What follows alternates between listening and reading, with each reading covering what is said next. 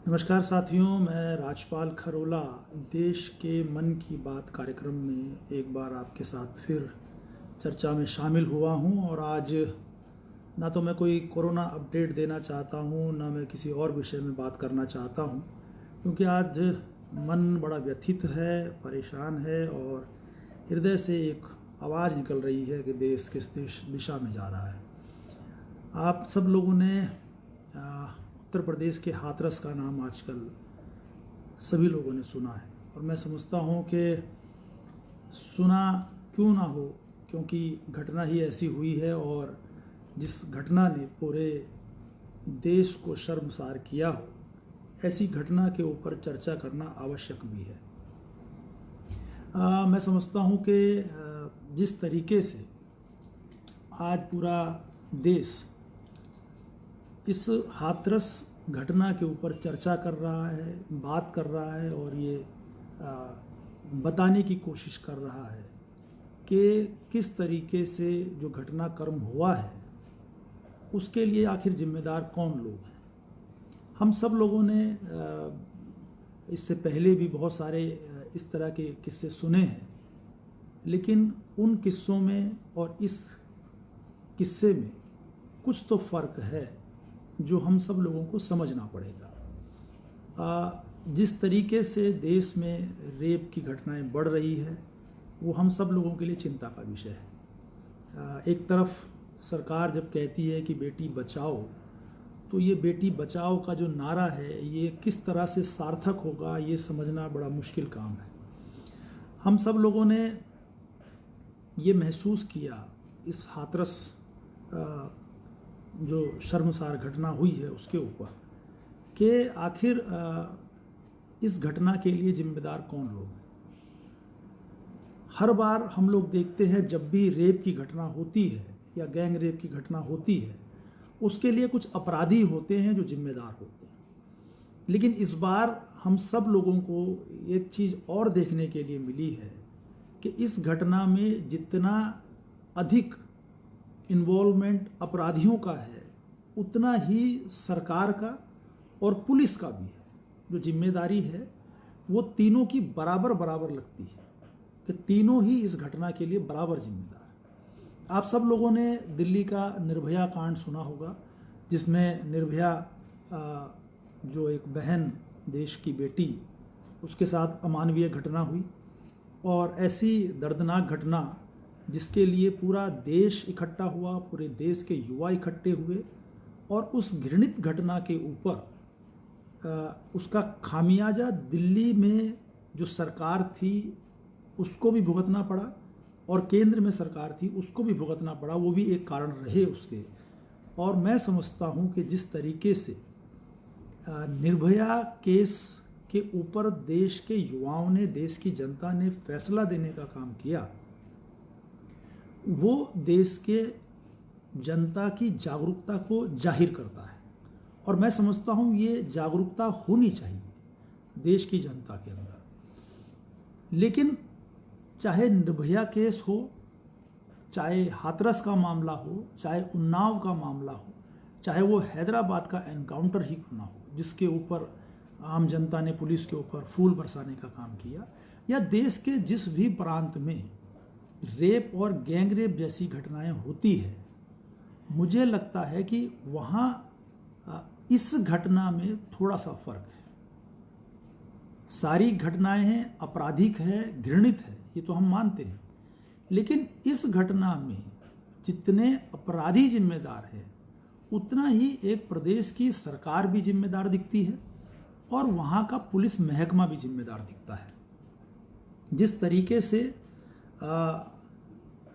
हम सब लोगों ने देखा कि जो पीड़िता थी, उस पीड़िता को लगातार 7 दिन तक कोई अच्छा उपचार नहीं मिल पाया। दिल्ली तक पहुंचने में उसको कई दिन लग गए उपचार के लिए, और कई अलग अलग हॉस्पिटलों में उसको ले जाया गया, वहाँ पर उसका इलाज कराने की कोशिश की गई, छोटे मोटे हॉस्पिटलों में इलाज कराने की कोशिश की गई। ये कहीं ना कहीं सरकार का फेलियर नज़र आता है। और जब तक वो दिल्ली बच्ची पहुंचती है उस वक्त तक उसकी हालत इतनी ख़राब हो जाती है कि आखिर में उस मर्दानी लड़की ने, बेटी ने अपनी जान खो दी। उसका परिवार आज किस हालत में है, किस स्थिति में है, वो हम सब लोगों को रोज़ टीवी पर नज़र आ रहा है, अखबारों के माध्यम से नज़र आ रहा है। लेकिन क्या इसके लिए जिस तरीके से हाई कोर्ट ने स्वयं इसका संज्ञान लिया है, मैं समझता हूँ, मैं धन्यवाद देना चाहता हूँ भारत की कानून व्यवस्था को कि उन्होंने, हाई कोर्ट ने इसका संज्ञान लेकर के ये सिद्ध किया कि कहीं ना कहीं प्रदेश की सरकार और प्रदेश की पुलिस इस सारे प्रकरण को दबाने का प्रयास कर रही है।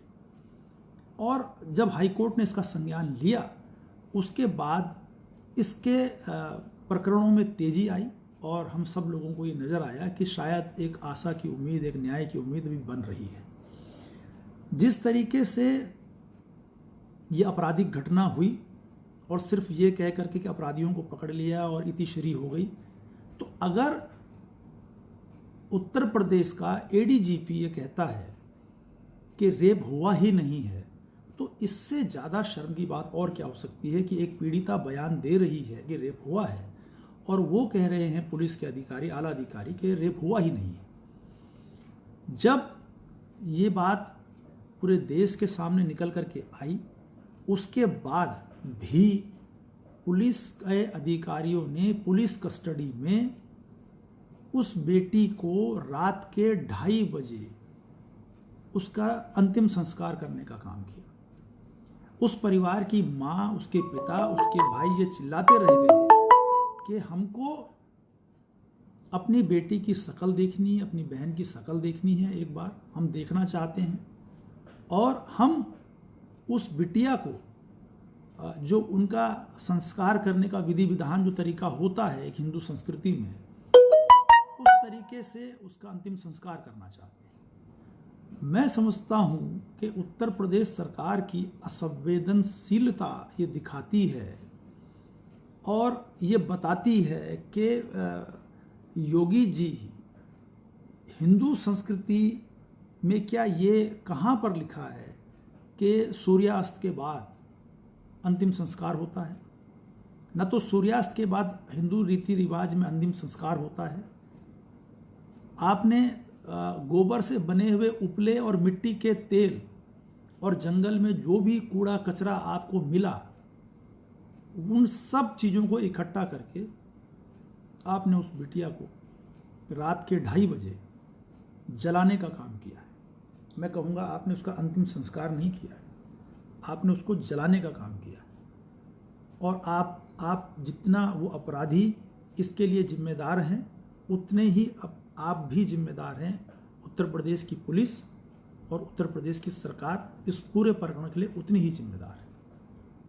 अगर आपके अंदर संवेदनशीलता होती तो आप परिजनों को उसकी बॉडी सौंपते और उनको जो विधि विधान से अंतिम संस्कार करना था वो करने दिया जाता। जहाँ तक बात आप कर रहे हैं लॉ एंड ऑर्डर बिगड़ने की, तो लॉ एंड ऑर्डर कल भी बिगड़ा, परसों भी बिगड़ा और लगातार कई दिन तक बिगड़ता रहेगा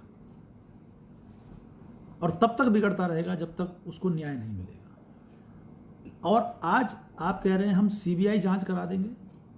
आप सीबीआई जांच किस चीज़ की कराएंगे? अपराधी थे, पकड़े गए, बात खत्म हो गई। कल वो अगर अपराध स्वीकार कर लें तो उनको सजा हो जाएगी।